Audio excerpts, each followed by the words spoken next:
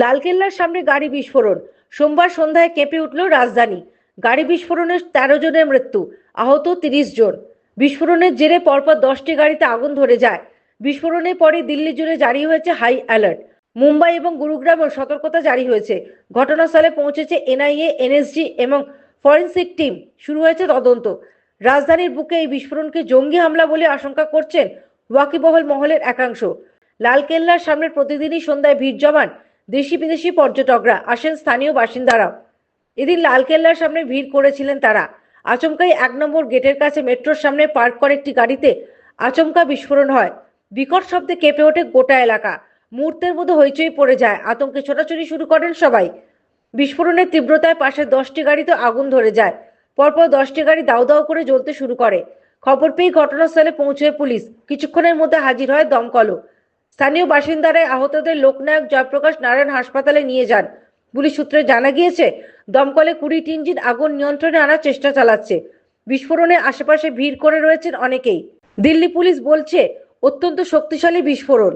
Police সূত্রে জানা গিয়েছে, একটি ভ্যানে বিস্ফোরণ হয়। বিস্ফোরণের তীব্রতায় পরপর 10টি গাড়িতে আগুন ধরে যায়। ভ্যানের দরজা উড়ে গিয়েছে, কাঁচ ভেঙে চুরমার। পুরো ছাই হয়ে গিয়েছে আস্ত গাড়িটাই।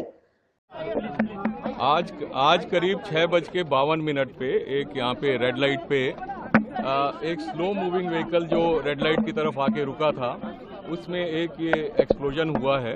उस वक्त गाड़ी के अंदर जो पैसेंजर्स उसके अंदर ही थे और इस एक्सप्लोजन से जो है आसपास की गाड़ियों में भी क्षति हुई। जैसे ही इसकी खबर मिली, हम सारी एजेंसीज जो है, Delhi police, FSL, NIA, NSG, उनकी टीम्स यहाँ पे आ चुकी हैं और हालात का जायजा भी ले रही है। हर तरीके से इस जो है एक्सप्लोजन के बारे में जांच की जा रही है और जल्दी ही इसका आकलन करके इसका जो भी रिजल्ट निकलेगा वो आपको बताया जाएगा। इस इंसिडेंट में कुछ लोग को इंजरीज भी आई हैं और कुछ लोगों की डेथ भी हुई है, तो वो अभी हालात का जायजा लिया जा रहा है और एग्जैक्ट फिगर्स जो हैं आपको कुछ ही देर में बता दी जाएंगी।